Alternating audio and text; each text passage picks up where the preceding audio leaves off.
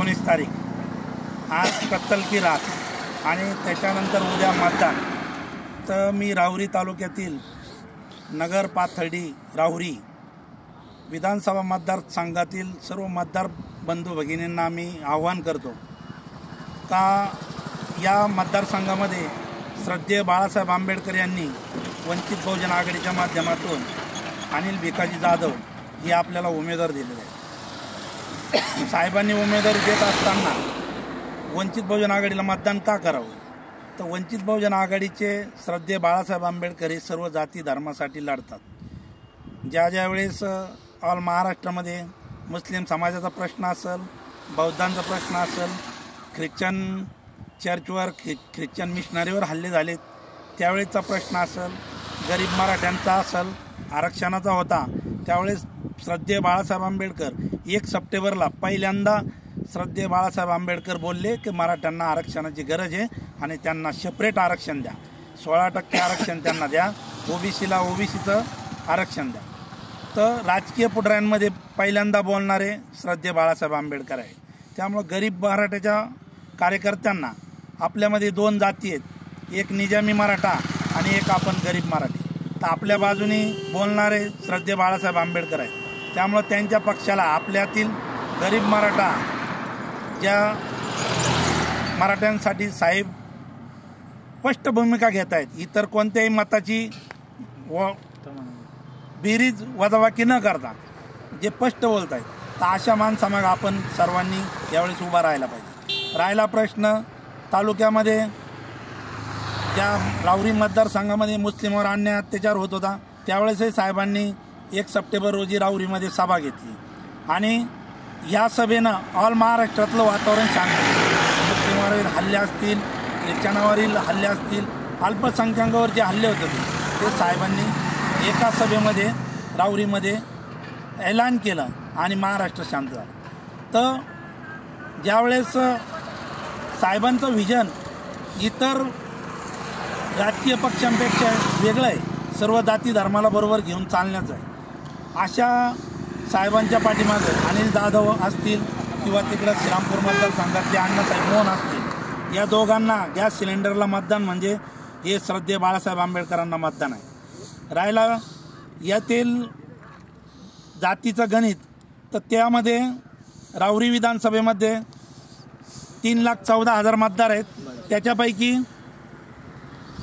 70% जरी मतदान झालं तर 2,10,000 मतदान होणार आहे आणि त्याच्यामध्ये अपक्ष आणि पक्षाचे धरून 15 उमेदवार आहेत। तर 15 उमेदवारामध्ये अपक्षापैकी 13 आहेत, तर 13 मतदार जे उमेदवार आहेत ते उमेदवार कमीत कमी 40-45,000 मतदान घेत आहेत। त्याच्यामध्ये मनसे आहे, त्याच्यामध्ये स्वराज्य पक्षाचे उमेदवार आहेत आणि हे सर्व मराठा उमेदवार असल्यामुळं जे 30% मतदान मराठा समाजाचं आहे ते विभागले जाणार आहे। त्याच्यामध्ये मुस्लिमांचं जवळजवळ 40-42,000 मतदान आहे, आदिवासी 38,000 मतदान आहे, त्याच्यानंतर बौद्ध हे 35,000 आहे।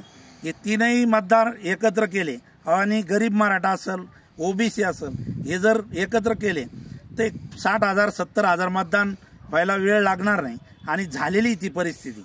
आणि सर्व मतदार हे या तिन्ही जातीतील नाराज आहेत, कारण हे दोन्ही प्रस्थापितांनी कुठेही काही केलेलं नाही। यांनी कलगीतुरा सोडून जाती जातीमध्ये भांडणं लावणे सोडून आणि एकाने जातीमध्ये भांडणं लावणे आणि दुसऱ्याने बघत राहणे, याच्या पलीकडे या दोघांनी काही केलेलं नाही।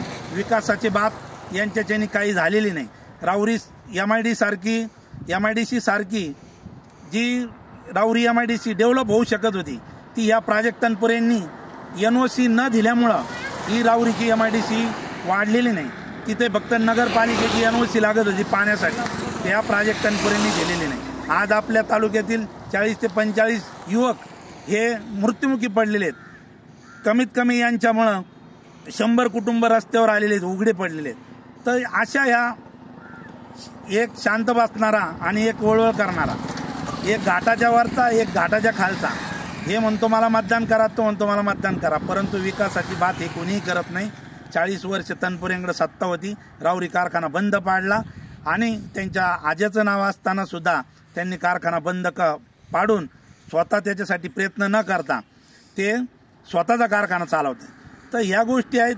सर्व मतदार बंधू भगिनींना माझी विनंती आहे की श्रद्धेय बाळासाहेब आंबेडकर हे सर्वसमावेशक नेतृत्व आहे आणि या नेतृत्वाला आपल्याला मदत करून या तालुक्याचा राहुरी तालुका आणि श्रीरामपूर तालुक्यामधील दोन्ही आमदार निवडून आणायचे. त्याच्यामध्ये श्रीरामपूर असल राहुरी असल राहुरी मतदारसंघामध्ये जो अनिल भिकाजी जाधव हे उमेदवार दिलेले आहेत, हे लढाऊ कार्यकर्ता आहे. हे निम्म्या रात्री सर्व जाती धर्मासाठी उपलब्ध राहणारा कार्यकर्ता आहे. आदिवासी समाजही एकवटलेला आहे, मुस्लिम समाजही एकवटलेला आहे, बौद्ध समाजही एकवटलेला आहे, गरीब मराठी. आज मला वैयक्तिक बऱ्याचशा डोंगरगण असेल 10 ते 15 गावातून 300 बूथापैकी 20 ते 22 गावामध्ये मला फोन आलेत का आम्ही बूथ लावणार आहे. तर ह्या गोष्टी आहेत. त्यामुळं सर्वजण पिचलेले आहेत, सर्वजण वैतागलेले आहेत.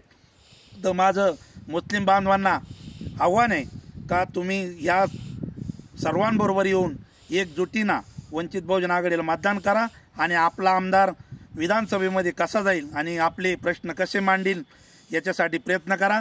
कोणत्याही भुरक्या या पुढऱ्यांची जे गावपुढरे आहेत त्यांच्या भूलथापांना बळी न पडता वंचित बहुजन आघाडीचं गॅस सिलेंडर या चिन्हापुढं बटन दाबून आपण वंचित बहुजन आघाडीला मतदान करून निवडून आणता एवढी अपेक्षा करतो आणि थांबतो.